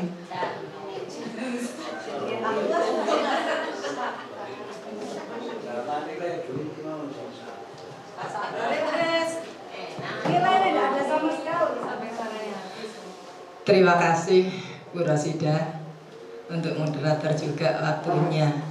Yang saya tanyakan kaitannya tadi ada selentingan sedikit masalah hukuman, yaitu tentang ini di skorsing, di daring, belajar di rumah. Nah, kalau saya sih mengamati ini termasuk sudah di ranah hukum yang sangat-sangat berat. Karena di sini secara psikologis tidak hanya anak yang mendapatkan hukuman, tetapi juga kedua orang tua. Dan otomatis kalau sudah berada di rumah, ini pasti nanti kaitannya dengan lingkungan keluarga, lingkungan masyarakat tersebut, di mana anak itu berada. Sedangkan kita sebagai pendidik dan pengajar diupayakan sebaik-baiknya kita berada di dalam area manajer. Nah, bagaimana solusinya agar ini yang seperti ini tidak terjadi terulang-ulang kembali? Karena kasus yang terjadi sudah sering, berapa anak yang sudah diskorsing karena memang perbuatan anaknya. Nah, kira-kira kalau memang mau dibuat skorsing, siapa saja yang harus dilibatkan sehingga anak-anak ini benar-benar kita sebagai pendidik dan pengajar itu benar-benar berada di arena manajer yang aman, dalam artian sebagai posisi kita sebagai guru dan pengajar itu. Jadi ke depan anak-anak itu kita baik, di lingkungan Bapak Ibu guru kita itu juga baik, sehingga tidak terjadi yang seperti ini lagi. Mohon penjelasannya untuk Bu Rosida. Terima kasih. Assalamualaikum warahmatullahi wabarakatuh.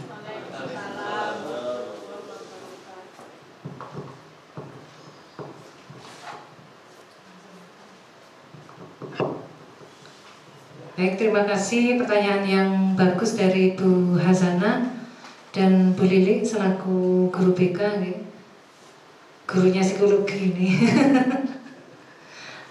Yang pertama Bu Hazana, kalau boleh saya menyatakan, tadi kan kita di slide sebelumnya belajar kalau hukuman ini nanti kita masuk bicara menang dan kalah. Panjangan pun semerap yang kalah pasti murid nih. Sedangkan di konsekuensi ini win-win solution, menang-menang. Sebenarnya kita kan kalau di area penanganan anak itu ada hukuman, ada area konsekuensi, ada area restitusi. Nah, seperti itu. Tapi ternyata di situ kita sudah menerapkan, kok tetap. Coba mungkin lingkungannya itu diarahkan ke lingkungan yang berbeda. Kalau misalnya anaknya itu, saya mungkin kalau boleh memberikan tanggapan, memang kalau anak dikeluarkan saat pelajaran pasti ya bagi anak ya. Tapi kalau dengan kacamata pendidikan memang ya hukuman dan ya anak menjadi korban, murid menjadi korban. Kita bisa ambil teknis. Ada Bapak Ibu guru itu mengarahkan anak ini mengerjakan di kelas tidak dikerjakan, di rumah tidak dikerjakan. Coba diarahkan anak-anak mengerjakan di ruang guru. Karena di situ intensitas Bapak Ibu guru seliburan di situ. Pasti anak ditanyai, panjenengan bisa bekerja dengan Bapak Ibu guru yang mungkin saat jam itu ada yang jam kosong saya titip gitu untuk ini mengerjakan apa enggak. Jadi sampai pekerjaannya belum selesai, berarti aktivitas belajarnya bisa di ruang guru. Atau mungkin kalau di ruang guru mungkin kita selaku komunitas guru mungkin ada pembicaraan yang kaitannya dengan manajerial siswa itu, mungkin siswa belum waktunya untuk mendengarkan atau mungkin masih belum paham ada mungkin pembicaraan intern kaitannya dengan program sekolah, mungkin bisa diarahkan di ruang meeting, bisa ruang BK, bisa ngoten. Itu alternatif, itu teknis sebenarnya nggih. Dan apakah sudah dipanggil orang tuanya? Saya serahkan wali kelasnya. Nggih. Karena ini anak-anak itu kan saya sudah ya sedikit saya ancaman ya ini. Nggih. Kalau tidak ada tindak lanjut orang tua, anak sudah takut sebenarnya. Iya. Tapi ternyata sampai sekarang pun anak-anak tidak mengerjakan. Padahal di luar bahan sudah ada dan sebagainya sudah ada. Kenapa tidak dikerjakan? Nggih. Harusnya kan kalau dia mau mengerjakan, saya loh tidak minta yang perfect. Iya. Dia semampu dia. Iya. Oke. Tapi dia ada bahan, Iya. ada soal. Dasarnya malas anaknya. Nggih.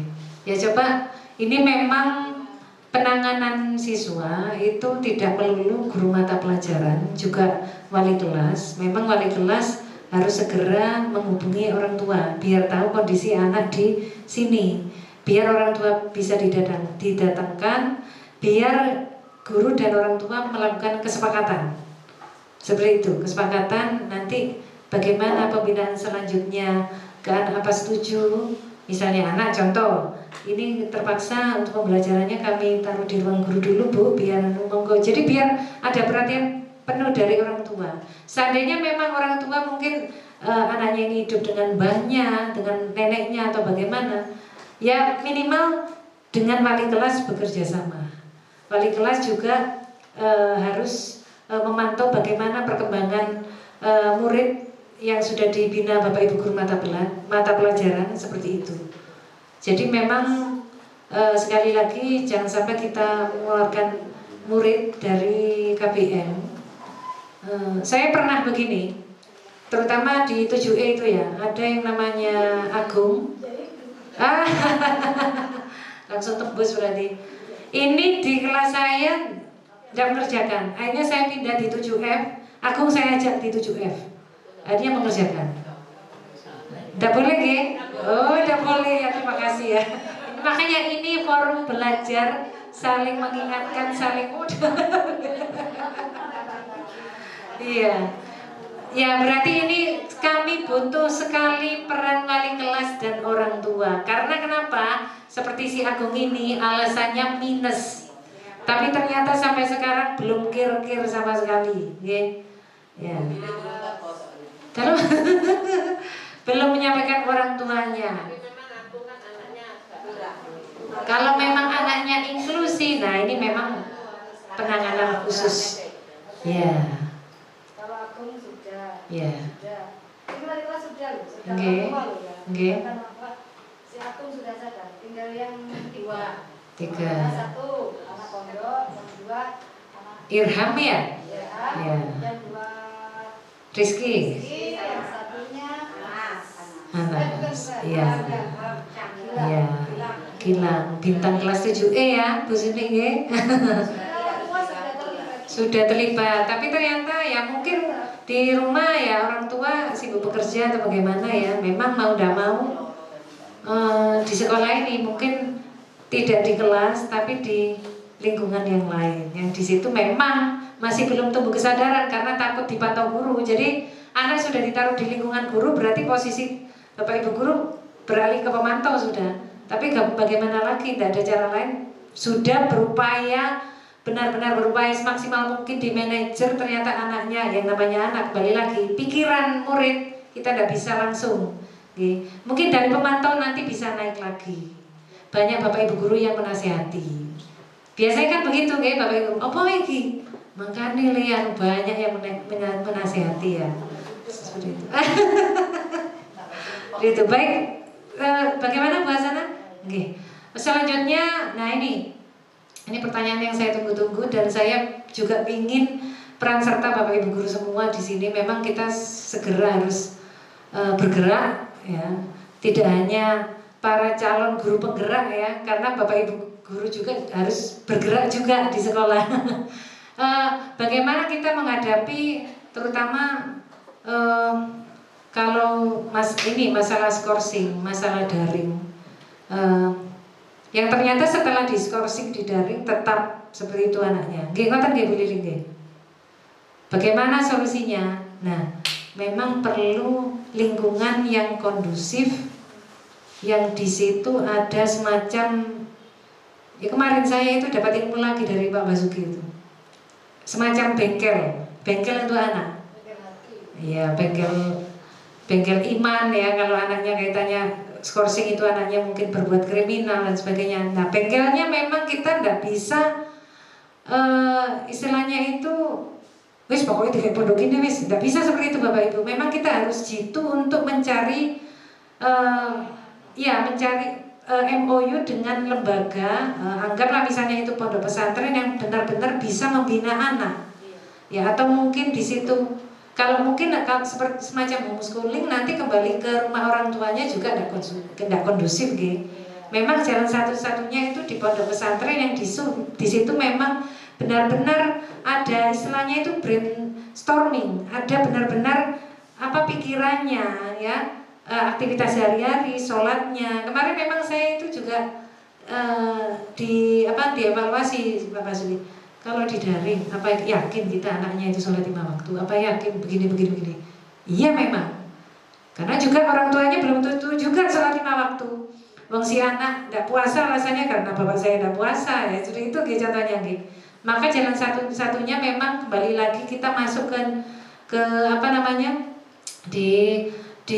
penguatan di profil pelajar Pancasila, kita masuk ke target imtak dan akhlaknya anak. Kita masukkan anak ke pondok pesantren yang memang itu benar-benar terpantau, benar-benar dididik oleh pengasuh ustadz-ustadzahnya di situ. Memang di sini kita harus perjuangan mencari pondok pesantren yang tepat, di mana nanti sesuai dengan slide tadi yang dijelaskan, anak nanti akan kembali ke kelompoknya dengan karakter yang lebih kuat.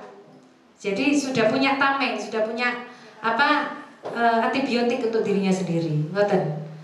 Nah, untuk saat ini memang kita tidak ada jalan lain sementara daring seperti itu sampai nanti memang untuk langkah seperti ini Bapak Ibu, ini sekolah memang tidak bisa menurut pemikiran saya ya, sekolah itu tidak bisa membuat langsung anak ini harus pondok Bapak Ibu, misalnya ke Bapak Ibu wali murid ya, memang harus sosialisasi dulu. Selama ini kan kita sosialisasi sebatas masih tata tertib nih. Kita kesepakatan mungkin nanti kita melangkah ke anak-anak. Kita belum melakukan kesepakatan dengan orang tua. Jadi kalau misalnya kita melakukan kesepakatan dengan orang tua siap kalau anaknya masuk, misalnya orang tuanya diuji dengan anaknya bermasalah yang berat, ya, orang tua harus siap mengkondisikan anak di pondok pesantren dan harus siap dengan biaya. Selama ini memang saya coba merekam mendengar. Oh, ini biaya ya opo, tuan ini dan duit ya opo. Nah, kembali lagi kesepakatan sudah. Ngoten, nggih Bapak Ibu nggih. Nanti kita tunggu di bulan kapan itu? Juli itu kita bergerak bersama-sama. Mohon jangan kita saling menggantungkan ke ke panitia PPDB, ke urusan. Kita semuanya di sini satu komunitas. Kita punya harapan yang sama. Ya. Siapa tahu dengan gerakan kita nanti akan membawa dampak karakter anak berubah sehingga animo masyarakat, pandangan masyarakat kok malah berubah ini kok tambah apik ya. Berarti selain memperbaiki meningkatkan nama baik sekolah kita, juga kepercayaan masyarakat semakin meningkat. Nah, banyak nanti positifnya yang akan kita ambil. Makanya memang kita harus bersatu di sini. Kita jangan sampai individu untuk mengambil sikap. Kita monggo ini memang dibutuhkan di forum rapat itu dibutuhkan kita kritis. Tidak hanya sekedar menjadi pendengar. Nah, kita sampaikan di depan ibu kepala sekolah bagaimana seperti ini. Nanti kita kaji, kita bermusyawarah, kita cari jalan keluar. Siapa tahu masalah pada pesantren, masalah bengkel iman. Nanti mungkin dari timnya Pak Puja menemukan, oh di sini ustadznya ini benar-benar di sini, di daerah sini. Nah, yang penting tidak jauh-jauh, tetap di area Lumajang. Ngoten nggih. Seperti itu. Nah, ngoten nggih Bapak Ibu nggih. Saya kira seperti itu. Saya kembalikan ke moderator. Terima kasih atas pertanyaan, tanggapan, perhatian Bapak Ibu semuanya. Terima kasih Ibu Ainur Rosida SPD atas paparannya dan juga jawaban atas pertanyaan yang disampaikan oleh Bapak Ibu Guru tadi. Tentunya kita sepakat dengan apa yang disampaikan dengan Bu Rosida, dan yang paling penting memang kita harus segera bergerak untuk mengaplikasikan atau mengimplementasikan daripada apa yang dipaparkan oleh Ibu Ainur Rosida. Demikian mungkin untuk kegiatan hari ini. Saya selaku moderator memohon maaf yang sebesar-besarnya bila mana dalam memimpin jalannya kegiatan pada hari ini ada tutur kata maupun tingkah laku yang tidak berkenan di hati Bapak Ibu Guru sekalian. Marilah kita akhiri kegiatan hari ini dengan membaca hamdalah bersama-sama. Alhamdulillahirabbil alamin. Dari saya.